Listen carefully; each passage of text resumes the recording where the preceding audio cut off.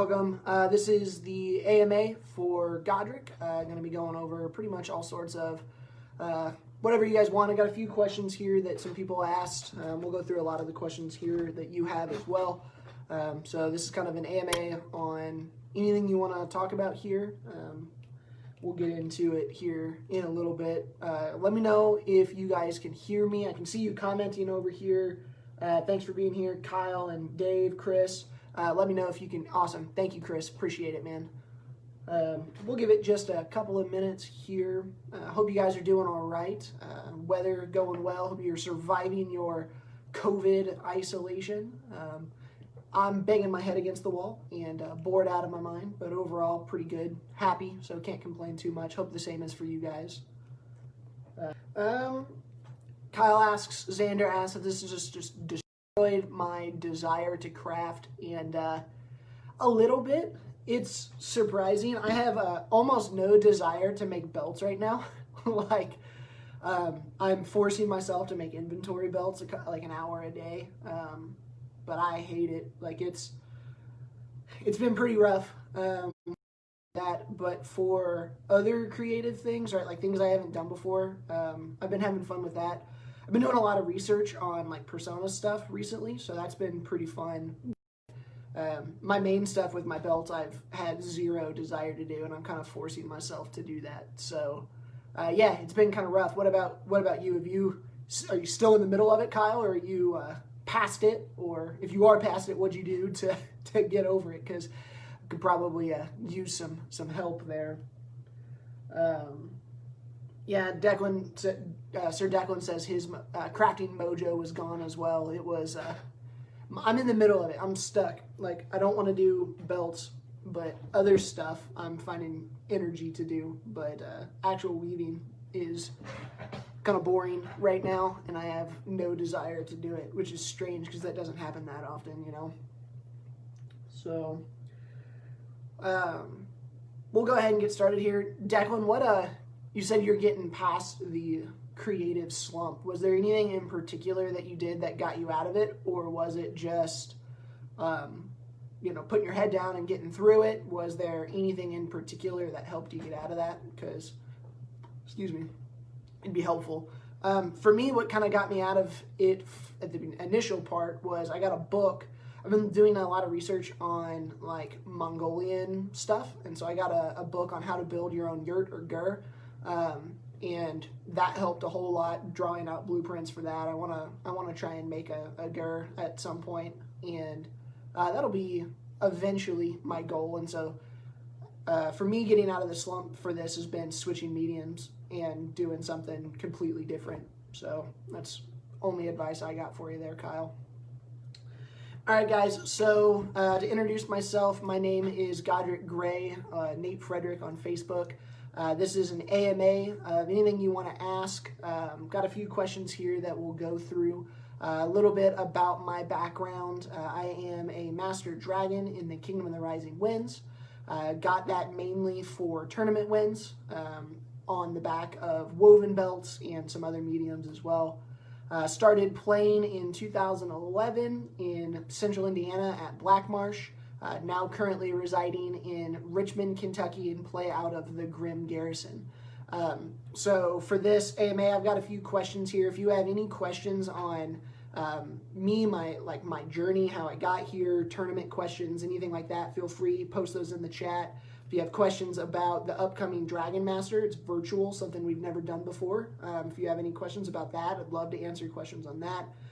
Questions on game philosophy or direction of the game, anything like that, feel free. If you have questions about my fighting company, I mean, pretty much anything is fair game here as long as it's Amtgard related. Dave says not focusing on the virus and realizing that the world will go on, stopped doing clay and went back to leather. Yeah, so switching up mediums, that's what has been the most helpful for me as well. So I've got a few questions here that people have asked that I'm going to go through on my notepad here. And then if you guys have any other questions, feel free, type them in the chat and we'll go through those.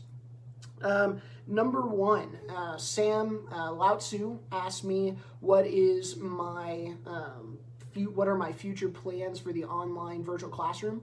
If you aren't aware, what we're doing this video on right now is the Rising Winds virtual classroom. The goal for this was to create a place where people could come and teach classes and learn and do a bunch of different things there, give us some social interaction through all this, and learn some different things. And I think it's going pretty well overall. We're having 4 to 5 classes each week and 40 to 60 people taking the classes each week, which I think is pretty good. We're having a lot of sign-ins coming through, and it's been a lot of fun so far. My long-term dream, I would love to transition this into something that is more than just plague rain. Over in the SCA, they have something called RUM, which is the Royal University of the Mid-Realm, and it's something that I really, really love, and I'd love to see instituted for Amtgard as well. So what they have essentially done is they have created a university, and they have multiple colleges. I want to say like 7. So for us, it would be, we have a dragon college, a owl college, yeah, so on and so forth. And all of the classes that they take at events go towards a degree, right? And so they have a 15-hour degree, I think, or maybe 10. I don't know. They have 3 degrees, right? They have a step 1, step 2, step 3. And as you take more and more classes in that specific school, you can become a graduate of that class or of that college. And it becomes a way to allow people to teach, but then it connects all of our classes from event to event to event. They also have degrees for teachers as well. If you teach so many classes, they have a 3-tiered system as well. And I think that's pretty neat. Theirs is set up a little different than what ours would be because the historical research for them is such a big deal. And so they have something like that. That is one of their colleges. But I think something like that could be really cool for us as well. So everyone who's taking classes at all of our events throughout the year can kind of tie them together, and there could be reason to go and take classes at events. Bigger reason than what we have now, I guess. So I think that would be my future plans, Lao Tzu, for the virtual classroom. I'm going to keep it going at least for this ring. I mean, if people have interest in it going forward, I'm all for leaving it open as we go from there. And so I think overall the virtual classroom has been fun. People seem to be enjoying it. So we'll keep it going as long as we can. As long as it's useful, we'll keep it going. Another question that I had was messaged me, and I get this question quite a bit. When should I be entering kingdom level Dragon Masters? This is kind of one of the things I talk on a lot, and this person who sent me this message had heard me talk on this at the Dragon Master AMA that Xander held on Discord a little while back and wanted some more information. So a little bit about my story. I entered my first kingdom tournament when I had 3 dragons and I think 2 or 3 owls. And I ended up winning that tournament, and it was not ideal because it took a long time for me to work my way up. And so kind of the advice that I always give everybody is max out your local stuff. If you're at a shire, max out those 3 and then travel to a local barony, max out at 5, and then maybe start looking at kingdom. Ideally go to your Grand Duchy as well before you start entering at kingdom stuff.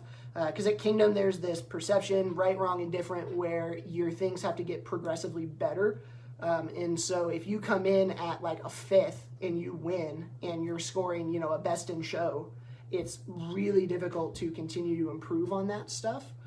So like my first best in show was my highest score I've ever gotten in a Kingdom ANS. It was like a 4.95 or 4.97, something like that. And I got I want to say my 4th owl. I think, yeah, 4th owl for that best in show. Right, and so a lot of regents have this idea where you're supposed to continually get better and better and better. And so if you're almost at perfect early, how are you going to improve? It becomes even more like the onus is on you to continue to push that. And that was pretty hard for me.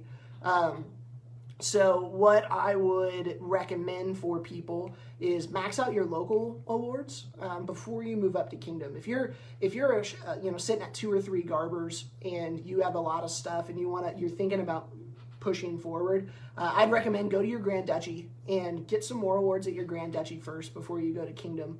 Just because I think in the long run that would make it probably easier for you, but even not easier, probably less heartache. Like for me, it was very, very difficult to see myself at 4, 5, 6, and entering what I thought was good stuff, and then to slowly be getting up there. So if I were you, max out your local stuff before you go to Kingdom. So we got a couple questions here coming in. Xander asks, will you be running for a second term? I'm assuming you mean as Regent. I haven't decided yet. Probably, because I feel like this reign isn't a normal Regent reign. We've kind of thrown everything, like this is completely new territory for everybody with the online stuff. So I might throw my name in for a second round so I can try and do a real Regent reign. Haven't decided yet. We'll see. Leaning towards it, but no guarantees yet. We'll see how this one finishes up. Let's look here. Chris Hammer asks, do you find it more nerve-wracking to enter something that you don't have as much practice with, or something you have mastered? It's a different type of anxiety, right? So if it's a medium that I'm not very familiar with, but I need it to fill out a tournament or something like that, I get nervous because it's something I'm not as good at, right? It's something that I'm not as rounded in. It's an unknown. But when I enter things I'm good at, or what I think I'm good at, it's a different type of nervous, because not all the time will you get judges who know what they're talking about. Sometimes it stinks. It's just a reality of it. Sometimes I'll think something is really, really good, and then the judges disagree, which is fine. It's their prerogative. And it's really frustrating when the thing that you think is awesome, then gets a low score. So it's a different type of nervousness. If I'm entering something I haven't entered before, I get nervous because I don't know if my skill is the level where it needs to be. If it's something I feel I'm good at, I get nervous as well, just because I don't want it to be, contentious maybe is the word, right? It's like, I know this is good, but they don't think it is, and that's kind of just frustrating as well. Like, for instance, Chris, my favorite thing that I've ever made, the most difficult thing in my opinion that I've ever made, is a giant like Flame Knights kit, right? That wasn't even really in my top 5, maybe not even in my top 10, like highest scoring items that I ever entered. I thought it was considerably better than what the judges did. And that is my perspective being off from the judges. And so that was nerve-wracking a little bit as well, because it's like, man, I think this thing is awesome. And when the judges don't think so, that can be kind of frustrating, And so it's a different type of nervous. Let's see, Xander here. How are you going to tackle Best of the Best since I was unable to run it due to March being canceled? I'm not sure, Xander. I think at this point, since we've canceled 2 events already, with the potential of canceling more, I think we might just put Best of the Best on hold until next year. Just keep it in March. I'm all for doing it. Probably keep wouldn't be the best idea because there's already tons of stuff going on. So the closest that would be November, which would then be really, really close to the next Best of the Best in the following March. So I don't get to make that decision, I don't think. But if I would probably just keep it until next March. Try and make it extra special then. But we'll see. I don't think it would work at Keep too big, and Bridge Wars already has so much going on, and it's so close to when it would be the next time. Now, potentially, I'd be up for maybe running a Best of the Best type of thing at one of the Grand Duchy events, like the one over in Ohio or something like that in between, maybe. But as far as a Kingdom level 1, I'm not sure what we're going to do on that quite yet. Welcome, everybody. If you're just now joining, this is an AMA with Godric. Feel free. I've got some questions I'm going through. Post any questions you have in there. Pretty much anything Amtgard related. I'm an opinionated person and have an opinion on most stuff Amtgard. So if you want to hear what I think about stuff, feel free.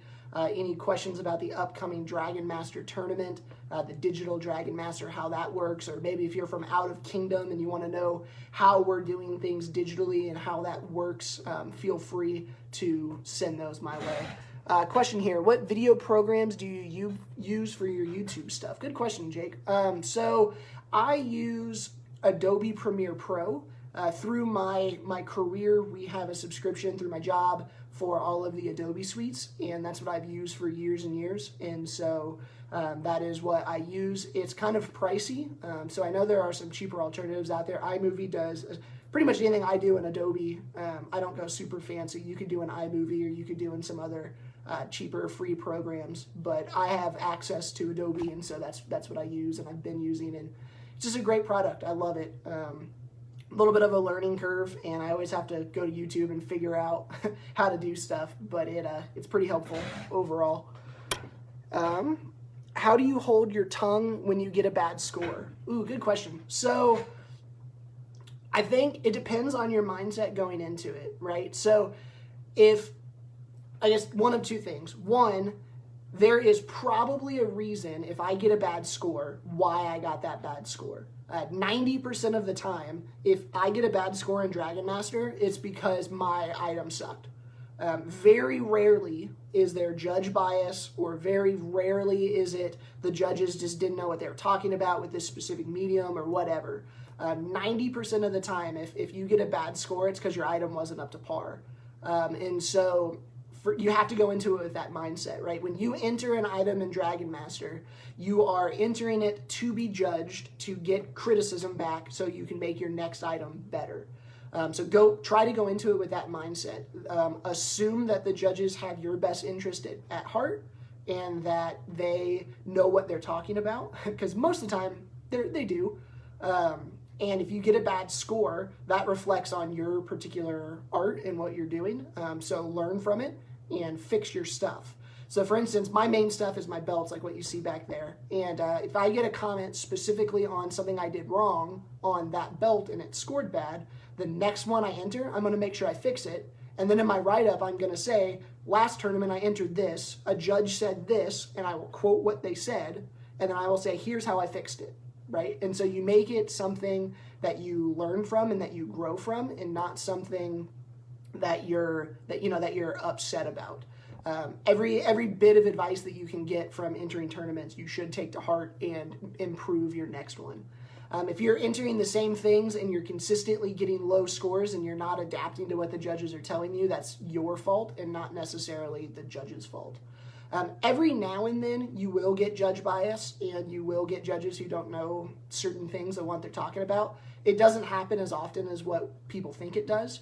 But when it does happen, I think we need to call that out. If there's a judge who, I said this early in my career, I entered 2 belts that were the same identical weave. One was the color of the company who I knew the judges were a part of, and one was my company at the time. And the one that was the judges' company, same weave, same everything, identical belts, different colors, scored almost half a point higher, right? That's pretty obvious what's going on there. That is bias on the judge. And if you can prove that, point that out. But like I said, that doesn't happen that often. And most of the time, criticism you should just take as a way for you to improve, and come into it with that mindset. So next, let's see here. What is your opinion on kingdoms having non-fighting guilds, an Owl's Guild, Rose Guild, etc., for people that work on A&S stuff to have people in a guild master to assist with their learning in a specific medium? Crystal Groves has something like this in their Kapora. I'm actually not super familiar with this. My kingdom doesn't do that. I think it's a good idea, though. Some of the things that I've learned the most from have been on Facebook groups with other people.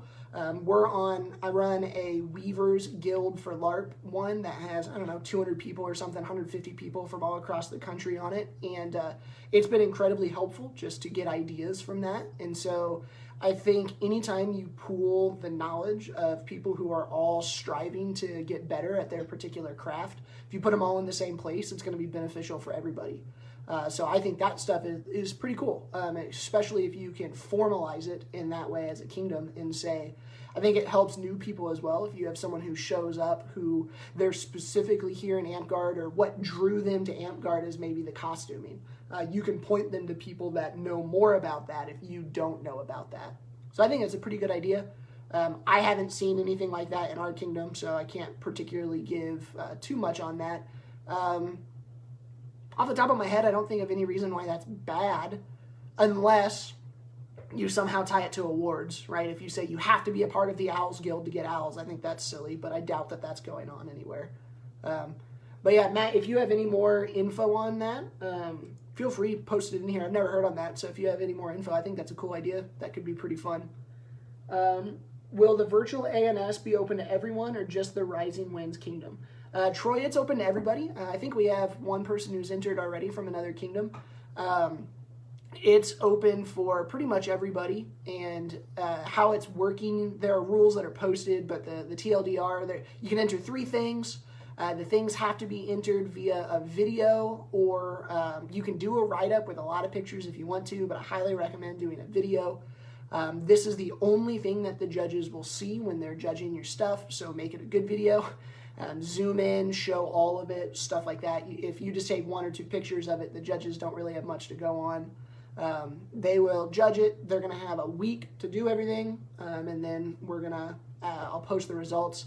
So far, we have 8 judges, all of which who are either masters in their own craft or frequent judges in our kingdom. So I'm pretty happy with my judging roster. The goal for this one is going to be giving a lot of feedback. And because the judges have a week to judge everything, they'll have a lot of time to be able to give you a lot of feedback. Sometimes when you're on a kingdom tournament, you have 80 things to enter or to judge, and you're a judge and you only have 4 hours to do it. It gets pretty difficult to write good comments to everybody. So with this one, hopefully you'll get some more comments because you're going to have a whole week. The judges are going to have a whole week to judge your stuff, not just a 4-hour time slot. But yeah, it's open for anybody, so feel free if you want to enter stuff. On the Kingdom of the Rising Winds page, there is a link to the event page that has all the rules that you need. Feel free to message me if you have any questions on that. Declan says, sneaky. I don't know what you mean there. I'll look at that link. I'll look at that link, Jake, when we're finished here. So go ahead, feel free to post more comments. I'll continue on down my list here of questions that I got beforehand. Kai posted a question that is near and dear to my heart, and it's one that I could give a whole class on.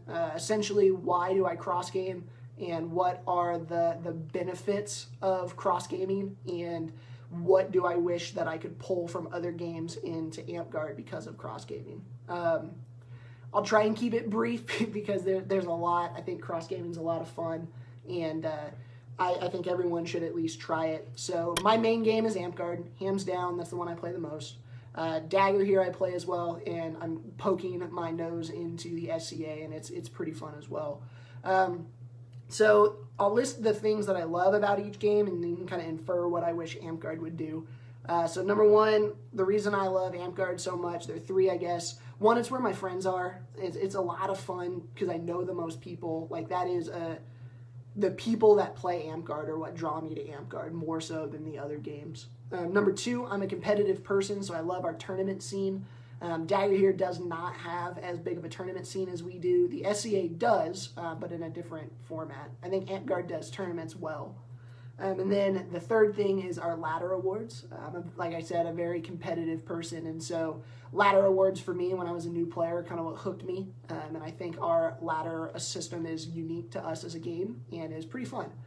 DAG doesn't have anything like it. SCA kind of does. They have a smaller ladder award, right, but it's not as clearly defined as we do. So that's the things that I love most about Amtgard. Dagger here, the things that I love their rule set. I think that their combat system is much simpler than ours, which makes it easier to teach new players. If a new player shows up at DAG, they go over the rules for 5 minutes, give them a sword and let them go. In Amtgard, you can go over the rules in 5 minutes and let them go, and then they're going to be completely confused because they're getting yelled and screamed at by 30 other casters, and they have no clue what's going on. So I think DAG's rule set is just simpler. Amtgard is our rule set is pretty complicated, especially if you've never played anything like it before. So I like that about DAG.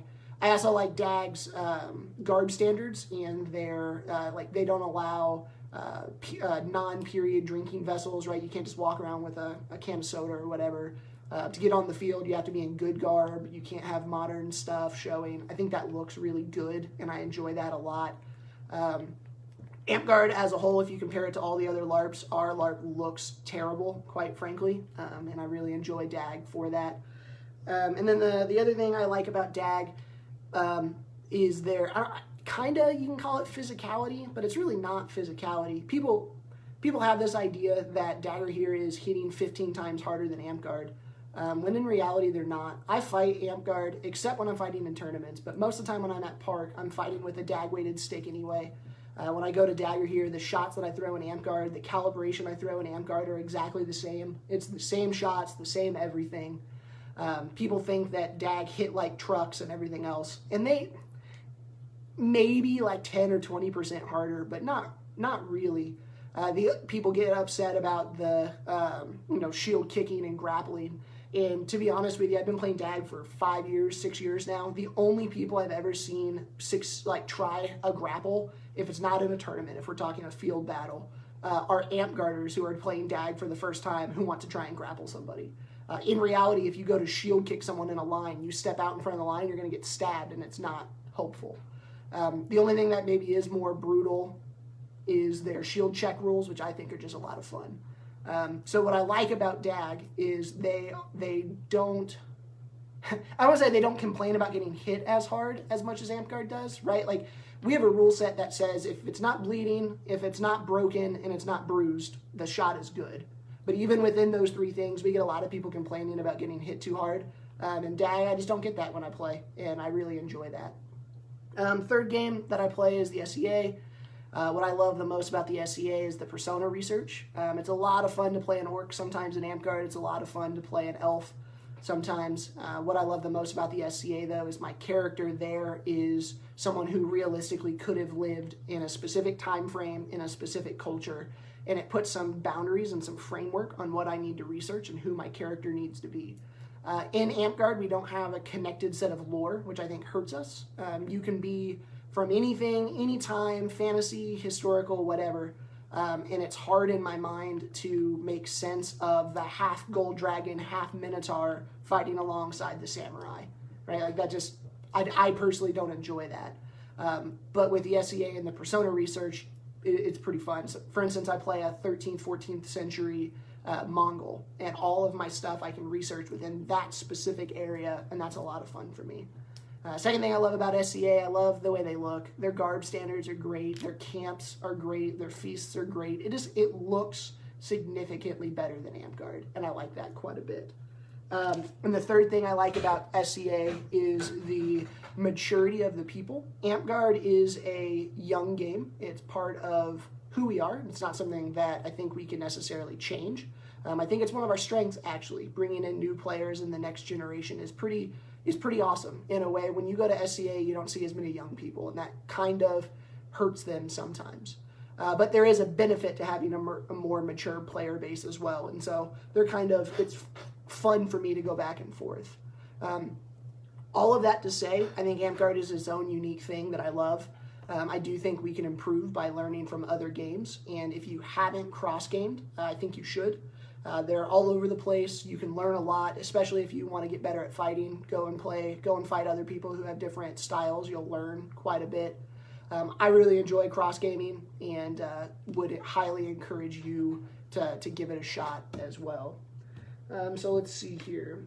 Matt Howard says, yeah, I just learned about the non-fighting guilds by accident since my Kingdom Neverwinter doesn't have that either, and I thought they were cool. Here's a link to the Corpora. I found it so people can look at it. Side note, it's in an old Corpora I don't know. Cool. Awesome. Thank you, Matt. I'll check into that afterwards. Question here from Jake.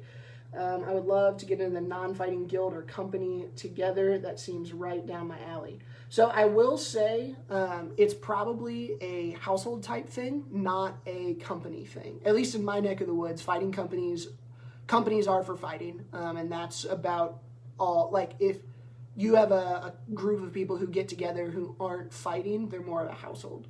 So that's probably just a terminology thing, but keep it in mind. I'll bring it up to our regent. Yeah, I think it's a cool system. Anytime, like I said, anytime you can get people together to think about the things that they love doing the most, it's going to be beneficial. So I don't know how that works in each kingdom, and it could be different back and forth, but I think it's pretty fun. So feel free, if you guys are just joining us, post questions here, AMA. You can ask about anything Amtgard related, anything me personally, my journey, my fighting company, my masterhood, anything about the upcoming tournaments and the Dragon Masters, things like that. Lao Tzu, I see you just got here, man. You'll have to check back at the beginning. I answered your question at the beginning, so you'll have to go back and look at that. That's all of the questions that I had been asked before this. So if you guys have any more here, feel free to throw them out in the chat, and we'll go through them.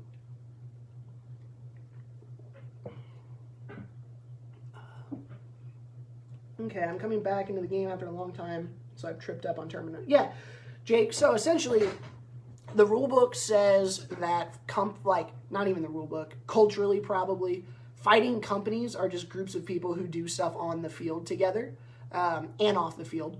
And most of the time, you can only be in one fighting company at a time. My company is blue and green, called Ferrum Crux. That's who I fight with, who I camp with. Households are groups of people that have similar mindset or a similar goal, but they can be in multiple different fighting companies. For instance, there's a household for cooking feasts, right? And that's everybody in our kingdom who cooks feasts. They're all a part of the same household, and they work together to achieve that goal off the field. And so households, guilds, things like that are a little different than fighting companies. But that's, again, more of just a terminology thing. What fighting company are you a part of? I am a part of Ferrum Crux.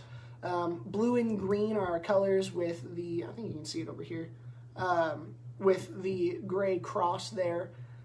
We've been around since 2007 in the Kingdom of the Rising Winds, and I've been a part of it since 2016, 17, something like that.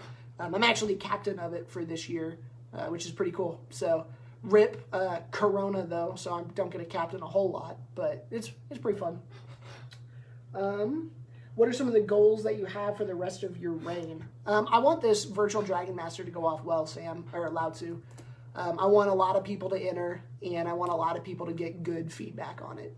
If we come out of this reign and people get a lot out of this virtual classroom, and people get a lot out of the feedback that they get from the virtual Dragon Master, I'll be really happy. I think those are my main goals for this raid, is to keep everybody connected while they're at home and still encouraged to work on stuff, and then to get some good feedback from that Dragon Master. Yeah, rip the beard. It's it's gone. I needed a break from it. I hadn't touched it in like a few months, and it was time for a change. So yeah, it's gone. Shaved it off earlier this week. I'll hang out for a few more minutes here, guys. If you have any other questions, feel free, throw them up in here. Love to chat with you, answer any of your questions there.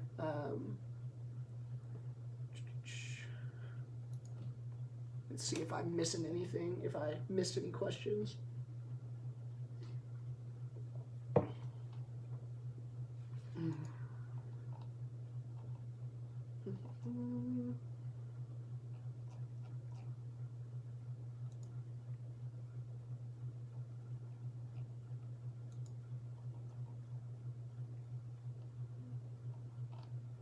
Cool.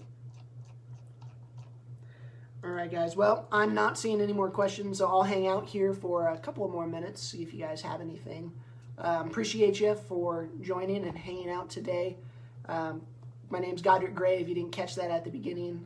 My kingdom is the Kingdom of the Rising Winds, playing out of the Grim Garrison here in Lexington. Through this, we talked a little bit about our digital Dragon Master. We talked about things I like about cross-gaming and why I think you should cross-game. Oh, looks like we got a question here. What would you like to see a shift in the ANS culture and the RW and Amtgard as a whole? That's another one I could do a whole class on, Sam. Thanks. I would love... Okay, so if I had 100% control of the rulebook and I was able to scrap everything and start over, I would have 3 categories for ANS. I would have on the field, I would have off the field, and I would have research, right? So I think most of the stuff that we do currently can be classified into those 3 things. And so on the field, this is your garb that's meant for fighting. These are your weapons. These are your shields, your plastite dip, everything that is meant, your archery, everything that is meant on the field. Off the field, everything else. This would be all of our artistic stuff. This would be court garb. This would be woodworking. This would be everything that has anything to do with the off the field type of stuff. And then 3, research. This is more just like of a pet project for me.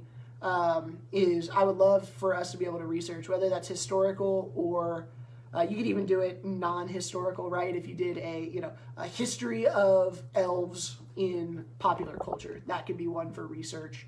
But more specifically, we in Amtgard don't have a role for here is how the 13th century French made this specific piece of garb, right? And then here's all the research that I did to prove that it was done this way. Then I'm going to make it period accurate and then turn it in.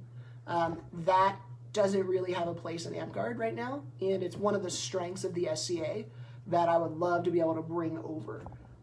So that would be my way that I would separate them out. So I'd get rid of the current ones and do on the field, off the field, and then like a research. Does that make sense, Sam?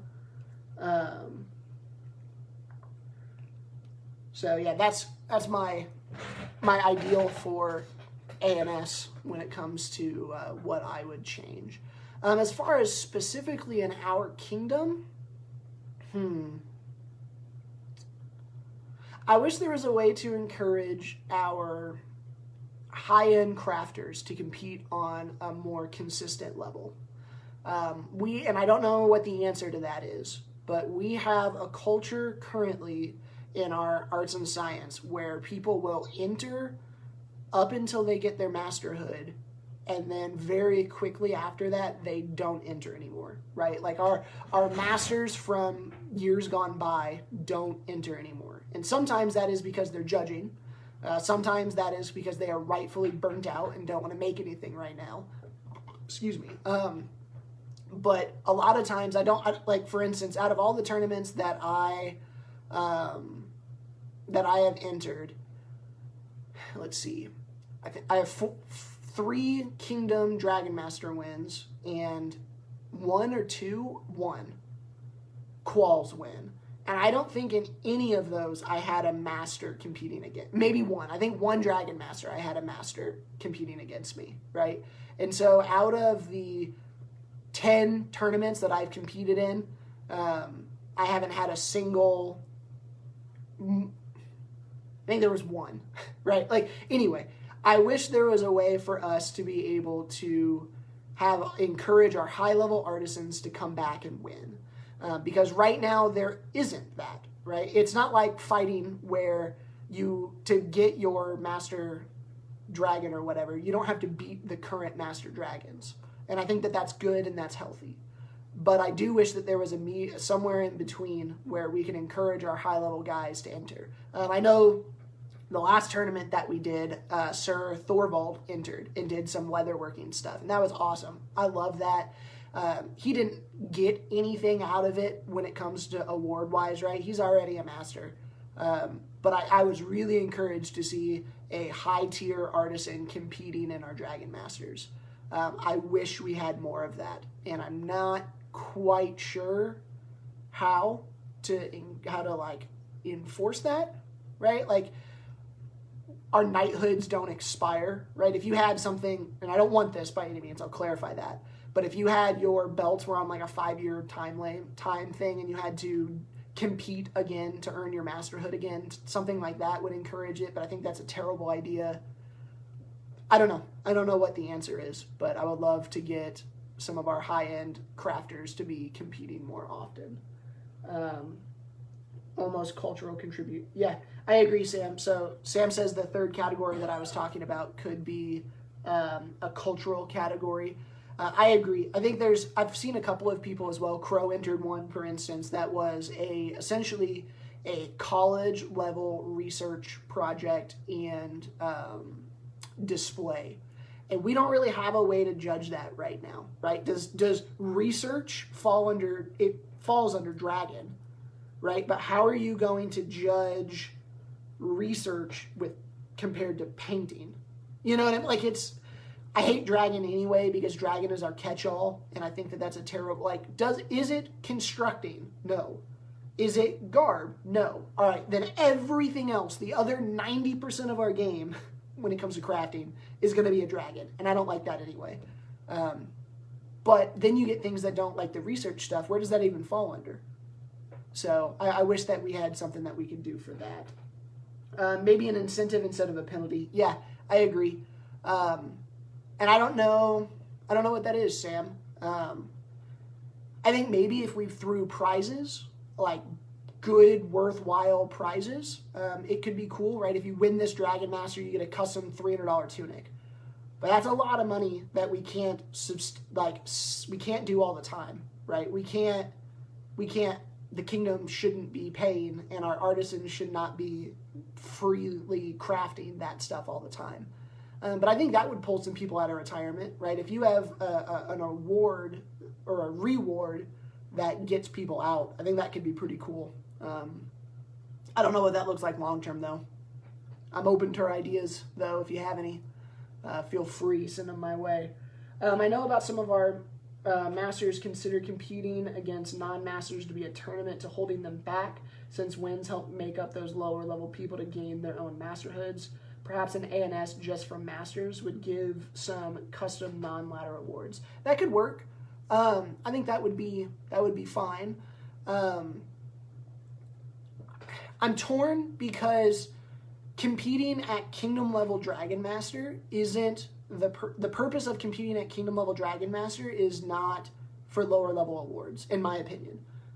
Your lower level up and coming award should be at your park, your shire, at your Grand Duchy. When you're entering at Kingdom Dragon Master, you are A, looking to win, or B, looking to get feedback from good artisans and good judges on how you can get better. So if you're entering a Kingdom level Dragon Master to get a 4th owl, I think you're in the wrong place. On the other hand, though, I have seen some higher end artisans who don't want to enter because they feel like, you know, they don't want to keep down those who are up and coming. I, on the other hand, in the opposite, I would have thought it was sick to get beat just barely by a master, because it's like, man, I'm almost there, right? If I do just a little bit better next time, I'll get them, right? And then when you do finally beat that master, I think that would be a bigger feeling for the up and coming artist than it would be otherwise. So just kind of my take on that. Or having a Masters of Masters title for the ring, that would be cool. A Master of Masters, that's kind of what our Best of the Best, well, we don't really have Masters entering in Best of the Best that often. Could, though. I think it'd be fun. I think a lot of our Masters theoretically should be entering in Olympiad and theoretically should be entering in Keep. Those are kind of the next step for our high-end people, is go enter into the Inner Kingdom. The problem is just Inner Kingdom stuff can be hit or miss depending on who's running it, on if it's good or not.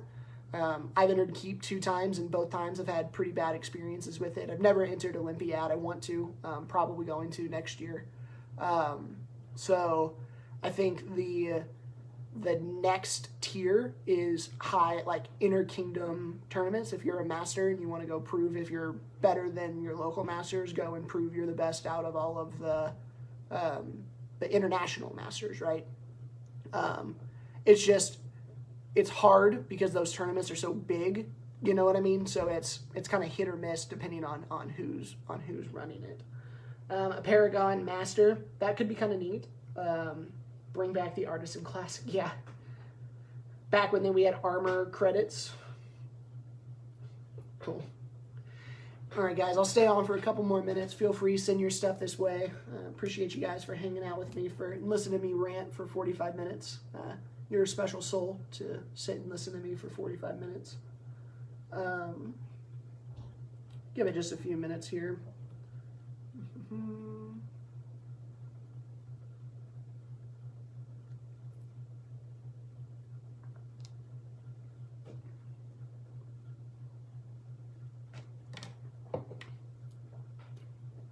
All right, everybody. Make sure that you go and fill out the link. Kai posted it. I posted it at the beginning as well. Fill that out if you're here. Make sure you get your credit for being here, participating in our Rising Winds virtual classroom. Thank you guys for being here. If you have any questions about anything we talked about, you're watching this at a later date and you have questions, feel free to send them to me. I'm an open book when it comes to this stuff. Love to chat with you. Appreciate you guys. I'll see ya.